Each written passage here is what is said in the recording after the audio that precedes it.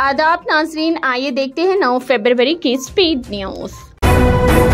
Auto drivers की हिमायत में BRS के अवामी नुमाइंदों का असेंबली के अहाते में एहतजाज। बीआरएस के अरकान असेंबली और कानून साज कौंसिल ऑटो ड्राइवरों पर हुकूमत के मौक़िफ़ के खिलाफ एहतजाज में ऑटोस के जरिए असेंबली पहुंचे। अरकान असेंबली हरीश राव, टी श्रीनिवास यादव, सुरेंद्र रेड्डी, सबिता इंदिरा रेड्डी, मल्ला रेड्डी व दीगर भी मौजूद थे। एमएलसी सत्यावती राठौड़ हैदराबाद में एमएलए क्वार्टर से ऑटोज में असेंबली पहुंचे। इस मौके पर हरीश राव ने कहा कि रियासत में कांग्रेस पार्टी के बरसरे इख्तिदार आने के बाद ऑटो ड्राइवर्स की जिंदगी अजीरन हो गई है। बताया जाता है कि 2 महीनों में 21 ऑटो ड्राइवर्स ने खुदकुशी की।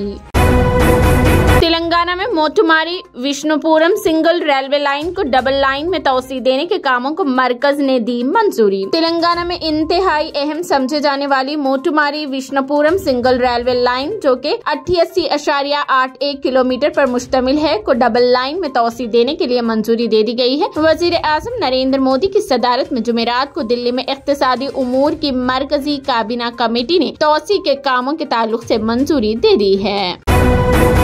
पीवी नरसिम्हा राव और चौधरी चरण सिंह को भारत रत्न। मरकजी हुकूमत ने साबिक वज़ीर आज़म चौधरी चरण सिंह और पीवी नरसिम्हा राव को आला तरीन शहरी एजाज भारत रत्न से नवाजने का ऐलान किया है। साइंसदान MS स्वामीनाथन को भी भारत रत्न से नवाजने का ऐलान किया गया है। वज़ीर आज़म नरेंद्र मोदी ने एक्स पर इसका ऐलान किया। बीआरएस कायदीन अभी भी इख्तिदार में होने की खुशफहमी में मुब्तला है। पूनम प्रभाकर। रियासती वजीर ट्रांसपोर्ट पूनम प्रभाकर ने कहा कि बीआरएस कायदीन अब भी इख्तिदार में होने की खुशफहमी में है कि जिस तरह चाहे इस तरह काम हो जाए। आज असेंबली में खिताब करते हुए उन्होंने कहा कि कांग्रेस पार्टी की आमद के बाद से 15 करोड़ खवातीन मुफ्त सफर कर चुकी है। उन्होंने कहा कि हुकूमत ने 335 करोड़ रुपए बस का किराया अदा किया है। पूनम ने इस्तिफसार किया कि हरीश राव ऑटो ड्राइवरों को माहाना 15,000 देने का मुतालिबा कर रहे हैं और हरीश राव ने बीआरएस हुकूमत में ये काम क्यों नहीं किया।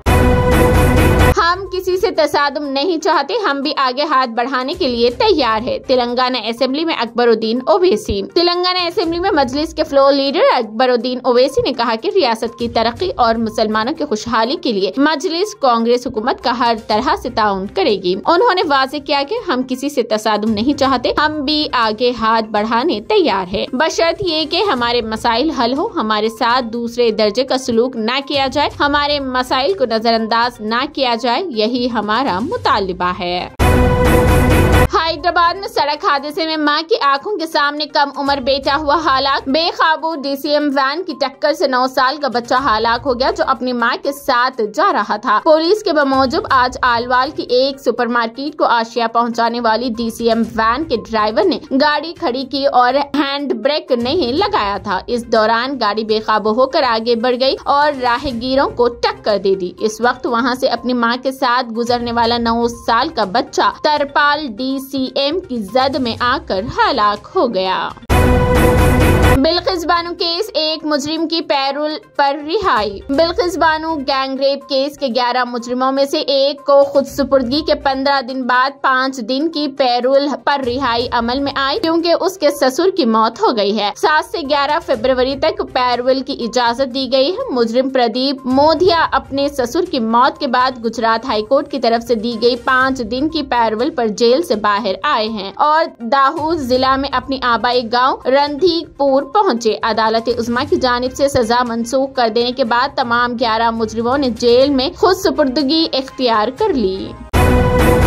उत्तराखंड में मस्जिद और मदरसे को मुनहदम करने के दौरान तशद्दुद, फायरिंग में 6 हलाक, 250 से जायद जख्मी। हल्द्वानी शहर में कर्फ्यू नाफिज। उत्तराखंड के हल्द्वानी में मदरसे और मस्जिद के इनहदम के बाद बड़े पैमाने पर तशद्दुद बरपा हुआ है। हल्द्वानी में तशद्दुद में 6 लोगों की पुलिस फायरिंग में मौत हो गई है, 250 अफराद जख्मी हो गए हैं। ये वाकया जुमेरात को पेश आया जिसकी वजह से इस हल्द्वानी शहर में कर्फ्यू लगा दिया गया।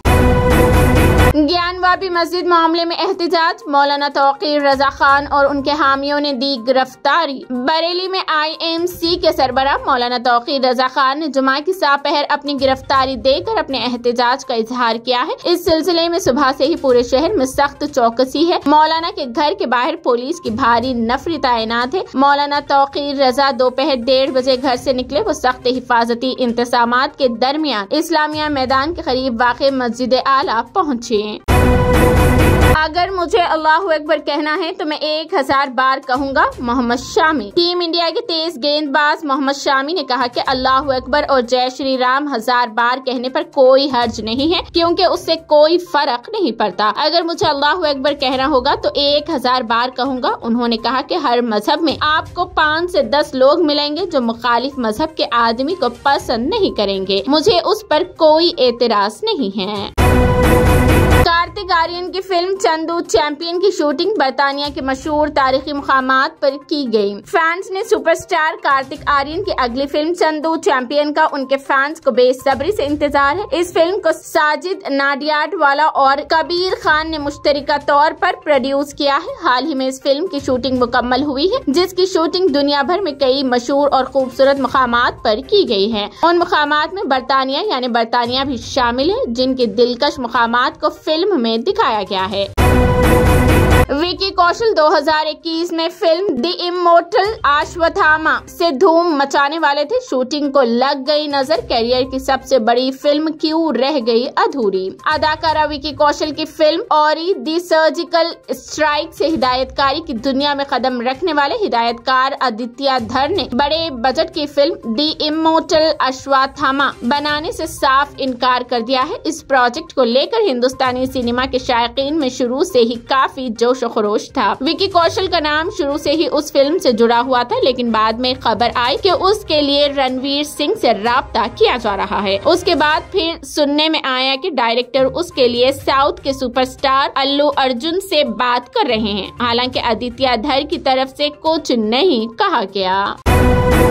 जब तक फलस्तीन का मसला हल नहीं होता, इजराइल से दोस्ती नहीं। सऊदी अरब ने कहा है कि वो इजराइल के साथ ताल्लुकात उस वक्त तक बहाल नहीं करेंगे जब तक 1967 की सरहदों के तहत एक अलहदा फलस्तीनी रियासत कायम नहीं हो जाती। फलस्तीन के मामले पर अपने पुराने मौक़िफ़ को दोहराते हुए सऊदी अरब ने चाहशुमे को ये भी कहा कि मशरिकी यरूशलेम इसका दारुल हुकूमत होना चाहिए।